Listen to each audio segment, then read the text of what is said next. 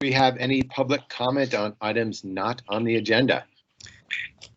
Yeah, I'll add one, Josh. All right. So for Martin's benefit, as of yesterday, Broadwater County voted to adopt the joint resolution establishing the Big Sky Passenger Rail Authority. And as of about an hour ago, I just learned that Park County also adopted the resolution, bringing our county count up to 5 counties thus far. Congrats. That's super great. Super great. Congratulations. Yeah. Well done. Hey, All aboard. who's the 5th one besides Gallatin and Missoula? Oh, so we've got Gallatin, Missoula, Park this morning, Broadwater yesterday, and Butte Silverbow last week. Great, thanks. All right. Our first agenda item will be presented by our very own Chris Lounsbury. Good morning, Commissioners. So this morning you have before you an independent contractor agreement with Northbound Public Affairs. This is Rebecca Meyer. She's been our contract lobbyist for the last 2 years. Her contract actually expired on June 30th without my realizing it. So this is a 1-year extension for her contract that will get us through this next legislative session and finish out the interim for this year. I've got a question. So Chris, to what extent is Jess Peterson involved in this arrangement? Yeah, so Rebecca has an agreement with Jess Peterson to basically they're backup for each other. So if Rebecca's unavailable, then Jess will back up anything that we need covered during that time. He also provides some of the background support for Rebecca during the session itself. So because he's also up there lobbying, so he can go in and speak on our behalf as well if there's multiple hearings occurring. And he also provides some back end office support for Rebecca if there's specific things we need to get out to legislators for with some additional staffing to turn around stuff. Are their contracts the same, like the concurrent, or how does that work? Our contract is with Rebecca, and then hers for the backup is with Jess. So yes, they run. Currently, they run their 2 shops basically together, but we specifically contract with Rebecca on her side. Okay, thanks. Yeah. And I just had one thought about how difficult lobbying is going to be if the legislative session is all online, if hallway conversations, impromptu hallway conversations can't happen. It's a great thing that Rebecca already has relationships with a whole bunch of legislators, even though there probably are some new ones coming, but I appreciate her experience. It would be really, really hard to start from scratch right now without having those pre-existing relationships. I think her work during the interim out building those relationships will really be a benefit if that's what we have as an all remote session. Yeah, totally. I really appreciate the work that both she and Jess have done for us both during the session and between sessions here. So I'd move that we approve the independent contractor agreement. Second. Right. All in favor? Aye. Aye. Great. So Commissioners, that is coming to you via DocuSign, so that should show up in your email inbox at some point today. I just sent it. So. Right, okay, thanks. Okay, our correspondence. We have a letter to our senators.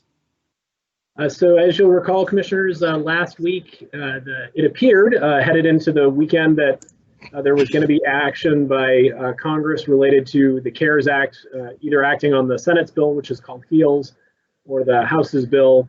So we drafted a letter for you at the end of the week, just quickly outlining 5 or 6 points to senators, testers, and Danes, specifically around pieces in the legislation we would want to make sure occur.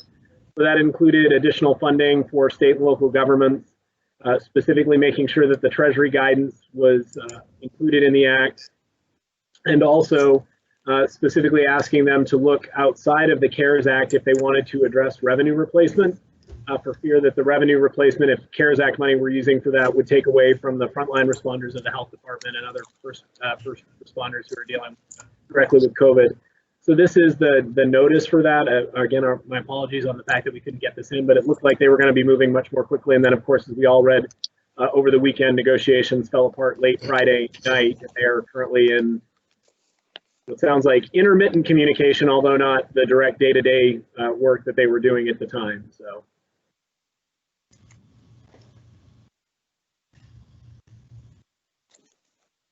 I'm glad we're sending this letter. Thanks. Yeah. Yep, thank you yep, for thank getting you. Was it already submitted and did I sign it? It was, I believe we sent it on Friday, late afternoon. Okay.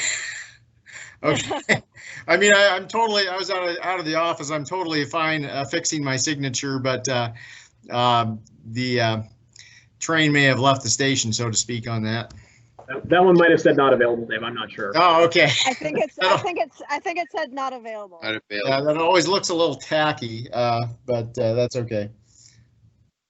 Really, Yeah. they take some action soon. This is the right opportunity for the federal government to step up, and that's what they need to do. Thank you. Thank you. Thanks. Okay, in terms of discussion items, any review of board meetings or upcoming meetings that anyone wants to speak on?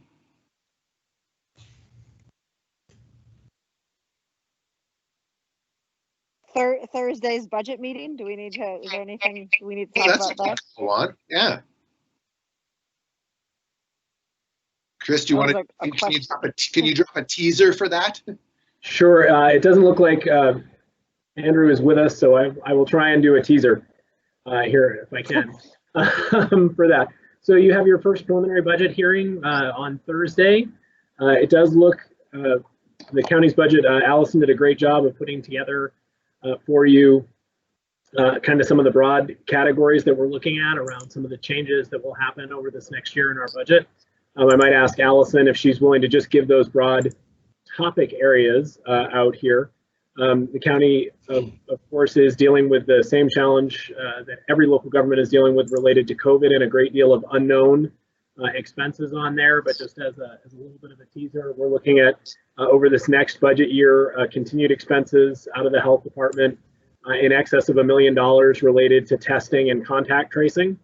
So that is a big expense, obviously, for local government to bear, and we are continue to seek reimbursement from CARES for that. But as of today, the CARES Act expires at the end of the calendar year, even though we don't anticipate that our response will stop at the end of the calendar year. So that goes back to that letter that we sent to Senators Tester and Daines.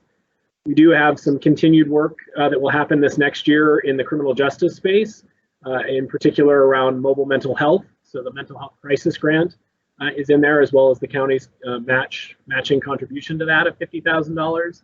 We're looking to expand some of the work that's done in that space around jail diversion as well this next year.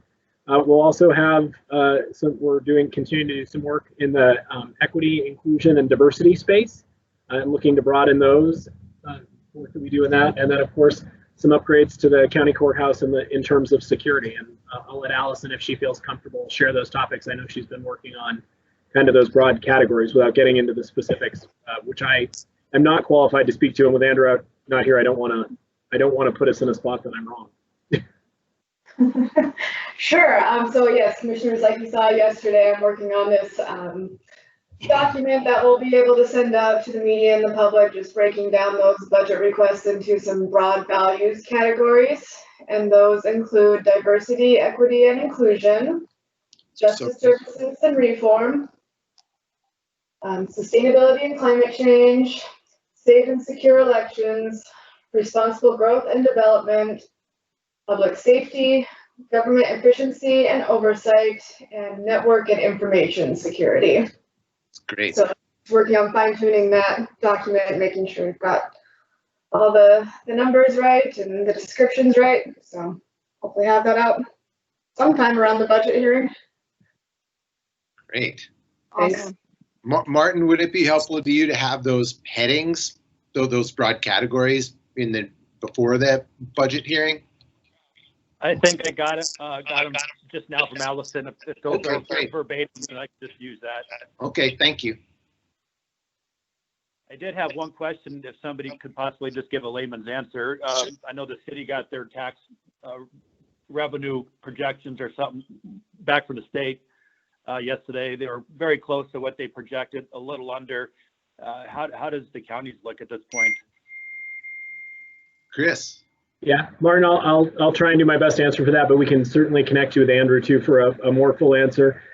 They were lower than we expected them to be. That was in part due to, as you'll recall, last year was a reappraisal year, and there were quite a few outstanding adjustments that DOR has had to work through over this last year. So like the cities, ours were down a little lower than we expected, but we're still working to, address and budget inside the needs of the county in that number. So.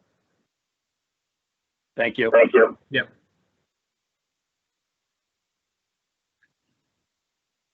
All right. Wildfires and COVID-19. We have any new info?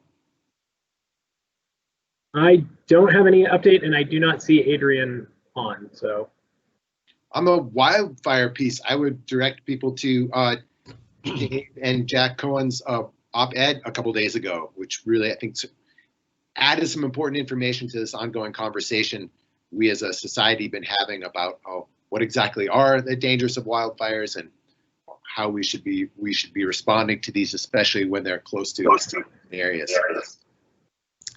Yeah, thanks. I would say that the time is long overdue by about a century to actually zero in on what the root cause is of risk to home and property, and that is what Jack and I have tried to point out, and what our very own Max Rebholz with our Office of Emergency Management has been working on with communities around the Missoula County area, looking at how to modify the home ignition zone immediately surrounding people's residences. So lots of work to be done, and people should get with it because the skies are still clear.